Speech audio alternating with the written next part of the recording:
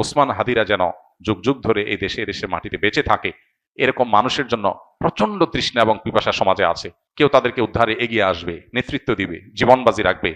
অনেক তরুণী তো আমাদের আছে। কজন তরুণ এরকম স্বপ্ন দেখেন? আমরা নামে মাত্র স্বাধীন হয়েছি, আমাদের চিন্তা চেতনায় আমরা স্বাধীন হয়ে উঠতে পারিনি। আমাদের এই সমাজটাতে যে অনাচার, অনিয়ম, আধিপত্যবাদের কাছে গোলামি করা, মাথা নত করা, এই জিনিসটা আমাদের দেশে দীর্ঘদিন থেকে হচ্ছে। আমাদের এখানে এখনো কান পাতলে চতুর্দিকে প্রতিটা ওয়াল থেকে মাজলুম মানুষদের কান্নার আওয়াজ শুনতে পাই। ইসলাম আমাদেরকে সবসময় সৎ কাজের আদেশ এবং অসৎ কাজে বাধা প্রদান করার কথা বলে, অন্যায় অনাচারের বিরুদ্ধে অবস্থান নিতে বলে।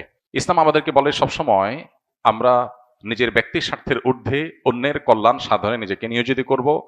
ইসলাম আমাদেরকে বলে আল্লাহর রাহে নিজের জীবনকে নজরানা হিসাবে পেশ করার জন্য স্বপ্ন আমরা লালন করব। তো এই বিপ্লবী তরুণ সেই কাজগুলো অত্যন্ত সুন্দরভাবে সুচারুরূপে আঞ্জাম দিয়েছেন। আমরা দোয়া করি আল্লাহ তাআলা তার ভুল ত্রুটি সবকিছুকে ক্ষমা করে মাগফিরাত নসিব করে তাকে শাহাদাতের সর্বোচ্চ মাকাম দান করেন। একজন মুসলিম তরুণের জীবনের সার্থকতা কি, এটা এই তরুণ দারুণভাবে বুঝিয়ে দিয়ে গেছেন। আমাদের তরুণদের বড় অংশ তারা ভোগবাদ, খেলতামাশা, আনন্দ বিনোদন, হেয়ালিপনা এসব কিছুর মধ্যে ডুবে থাকে। পশ্চিমারা আমাদের ধার, আমাদের স্পিরিট, আমাদের গতি, আমাদের পাওয়ার, আমাদের ইমানের শক্তি, এগুলো সবগুলোকে তারা ভোঁতা করে দেওয়ার পরিকল্পনা হাতে নিয়েছে। আমাদেরকে নারীতে, মাদকে, বিভিন্ন বিষয়ে তারা আসক্ত করে ফেলেছে এবং এই ভোগের মধ্যে জীবনযাপন করাটাই বা ক্যারিয়ার বা নিজের গণ্ডির সীমাবদ্ধ চিন্তার মধ্যে আবদ্ধ থাকাটাকেই জীবনের লক্ষ্য হিসাবে যেন আমরা বেশিরভাগ তরুণরা আমরা বানিয়ে নিয়েছি। তো এই গণ্ডি ভাঙতে পারা, ভয়কে জয় করতে পারা, মৃত্যুকে ওয়েলকাম করতে পারা, মৃত্যুর জন্য অপেক্ষা করতে পারা, এটা ইমানদারের চরিত্র। ওসমান হাদি তিনি যদি ইমানদার না হতেন, তিনি যদি মাদ্রাসা পড়ুয়া না হতেন, তিনি যদি তার মুসলমান পরিবারের আলেম পরিবারের সন্তান না হতেন, তার ভিতরে যদি দ্বীনি চেতনা না থাকতো, তিনি হয়তো তথাকথিত বিপ্লবী হতে পারতেন, কিন্তু মৃত্যুকে এতটা হাসিমুখে আলিঙ্গন করার এই শিক্ষা কোরআন হাদিস ছাড়ার কোথাও থেকে পাওয়ার কোনো সুযোগ নাই। অতএব আমাদের প্রত্যেকটা যুবক কিভাবে তিনি ন্যায়নিষ্ঠ হবেন, কিভাবে তিনি দেশের মানুষকে, মুসলিম মিল্লাতকে অন্যায়ের হাত থেকে রক্ষা করবেন, আধিপত্যবাদের বিরুদ্ধে কিভাবে তিনি লড়ে যাবেন এবং ব্যক্তি স্বার্থ চিন্তা করবেন না, ফ্যামিলির স্বার্থ চিন্তা করবেন না, এগুলোর ঊর্ধ্বে উঠবেন, আল্লাহর উপরে ভরসা রাখবেন, আল্লাহর সঙ্গে সাক্ষাতের প্রত্যাশা করবেন, সেই ন্যায়নিষ্ঠ হওয়ার, অন্যায়ের বিরুদ্ধে প্রতিবাদী হওয়ার, অসৎ কাজে বাধা প্রদান করার শিক্ষা ওসমান হাদি আমাদেরকে দিয়ে গেছেন। আলহামদুলিল্লাহ, আমরা দোয়া করি আল্লাহ তাআলা তার শিক্ষা আমাদের জীবনে ধারণ করার তৌফিক দান করুন এবং আমাদের সবাইকে তার যে ভালো গুণগুলো আছে সেগুলো অর্জন করার। তার মতো আরো অনেক তরুণরা আমরা নিকট অতীতে দেখেছি, তারা দারুণভাবে নিজের কাজটা করে যেতে পেরেছেন, আদর্শ স্থাপন করতে পেরেছেন। আমরা তাদের সবার জন্য দোয়া করি এবং তার শোকসন্ত পরিবারকে আল্লাহ তাআলা সান্ত্বনা নসিব করুন এবং তার আদর্শ যেন হারিয়ে না যায়। ওসমান হাদিরা যেন যুগ যুগ ধরে এই দেশে মাটিতে বেঁচে থাকে। এদেশে মানুষের বড় বেশি তৃষ্ণা, বড় বেশি পিপাসা, কেউ তাদেরকে উদ্ধারে এগিয়ে আসবে, নেতৃত্ব দিবে, জীবনবাজি রাখবে। অনেক তরুণী তো আমাদের আছে। কজন তরুণ এরকম স্বপ্ন দেখেন? কজন তরুণ এই সীমাবদ্ধ চিন্তার ঊর্ধ্বে উঠেন? ওসমান হাদি বলেছেন তার বাবা তাকে উদ্বুদ্ধ করেছেন, তার বাবা তাকে উৎসাহিত করেছেন, তার বাবা তাকে জেনারেল শিক্ষায় যেতে বলেছেন, অনুমোদন দিয়েছেন এই শর্তে যে তুমি অন্যায়ের বিরুদ্ধে লড়াকু সৈনিক হবে।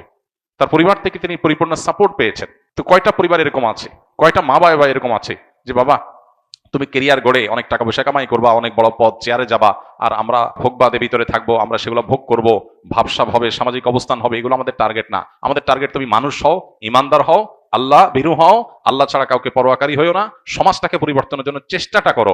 ইমানদারের সার্থকতা হলো সমাজ পরিবর্তন করার চেষ্টা যদি সে করে, চেষ্টা করতে না পারলেও আল্লাহর কাছে সব পরিপূর্ণভাবে পেয়ে যাবে। নবী করিম সাল্লাল্লাহু আলাইহি ওয়াসাল্লামের একটা হাদিস রয়েছে, কোন ব্যক্তি যদি শাহাদাতের আকাঙ্ক্ষা লালন করে, শাহাদাতের তামান্না লালন করে, কিন্তু তার মৃত্যু যদি হয় বিছানায় স্বাভাবিক মৃত্যু, শহীদ যদি সে হতে নাও পারে, আল্লাহর কাছে শাহাদাতের মর্যাদা সে পেয়ে যাবে। অতএব স্বপ্নটা ইমানদারের বড় হতে হবে, চিন্তাটা পরিবর্তিত হতে হবে, চেতনাটা শানিত হতে হবে, পবিত্র হতে হবে, চিন্তাটা উন্নত হতে হবে। নিচু চিন্তা, সীমাবদ্ধ চিন্তা, ভোগবাদের চিন্তা, মোজমাস্তির চিন্তা, শুধুমাত্র হাসি তামাশার চিন্তা, এটা মুসলমানের চিন্তা হতে পারে না। মুসলমান আব্দুল ইবনে ওমরের, বেলালের, আম্মারের, সোহাইবের, ওমর রাদিয়াল্লাহু তাআলা আনহুর, আব্দুল ইবনে আব্বাস রাদিয়াল্লাহু তাআলা আনহুর, খালিদ ইবনে ওয়ালিদ রাদিয়াল্লাহু তাআলা আনহুর, মুসআব ইবনে উমার রাদিয়াল্লাহু তাআলা আনহুর আদর্শের সন্তান। তারা জীবন বাজি রেখেছেন, সব উৎসর্গ করে দিয়েছেন। আর ভোগ বিলাস এগুলো তো অন্য 10টা ছেলেও করতে পারে, আত্মত্যাগ সবাই করতে পারে না। সামান্য ক্যারিয়ারের চিন্তা নিয়ে আবদ্ধ হয়ে থাকা, সীমাবদ্ধ চিন্তার মধ্যে আবদ্ধ থাকা, এটা তো পৃথিবীর সব যুবক তরুণী করে। আমি ব্যতিক্রম, আমি ইউনিক, আমি ভিন্নতর, আমি মুসলিম, আমি অন্যরকম, এই বিষয়টা সবাই পারে না। এটার জন্য দরকার কোরআন এবং হাদিসের ইন্সপিরেশন, এটার জন্য দরকার কোরআন হাদিসের শিক্ষা, এটার জন্য দরকার হলো পারিবারিকভাবে সাহায্য, তাদের সহযোগিতা, তাদের সমর্থন। আল্লাহ তাআলা আমাদের তরুণদেরকে সবকিছু হাসিল করার তৌফিক দান করুন। আমাদের এই সমাজটাতে যে অনাচার, অনিয়ম, আধিপত্যবাদের কাছে গোলামি করা, মাথা নত করা, বিদেশিদের কাছে নিজেদের সবকিছুর বর্গা দিয়ে দেওয়া, এই জিনিসটা আমাদের দেশে দীর্ঘদিন থেকে হচ্ছে। আমরা নামে মাত্র স্বাধীন হয়েছি, আমাদের চিন্তা চেতনায় আমরা স্বাধীন হয়ে উঠতে পারিনি। আমরা পরিপূর্ণ স্বাধীনতার স্বাদ ভোগ করছি না। আমাদের এখানে এখনো কান পাতলে চতুর্দিকে প্রতিটা ওয়াল থেকে মাজলুম মানুষদের কান্নার আওয়াজ শুনতে পাই আমরা। আমাদের এখানে এখনো ন্যায় বিচার প্রতিষ্ঠা হয় নাই। আমাদের এখানে অন্যায় করে এখনো মানুষ পার পেয়ে যায়। এগুলো থেকে উদ্ধার করে একটা সুন্দর সমাজ বিনির্মাণ হবে। অন্যায়ের বিরুদ্ধে মাথা ছাড়া দিয়ে মাথা উঁচু করে কথা বলবে, এরকম মানুষের জন্য প্রচন্ড তৃষ্ণা এবং পিপাসা সমাজে আছে। দরকার কিছু তরুণের, দরকার কিছু যুবকের। আল্লাহ তাআলা শরীফ ওসমান হাদির মতো কিছু যুবক আমাদেরকে তৈরি করে দিন। তার যে সাহসিকতা, মৃত্যুকে উপেক্ষা করার, মৃত্যুর ভয়কে জয় করার, ভয় পাওয়ার যে সংস্কৃতি আমাদের দেশে আছে, বাবা ভয় পায়, মা ভয় পায়, স্বামী স্ত্রী ভয় পায়, নিজে ভয় পায়, সবাই ভয় পায়, ক্যারিয়ারের ভয়, ব্যবসা নষ্ট হয়ে যাওয়ার ভয়, চাকুরির ভয়, এই ভয়কে জয় করার জন্য কলিজা লাগে।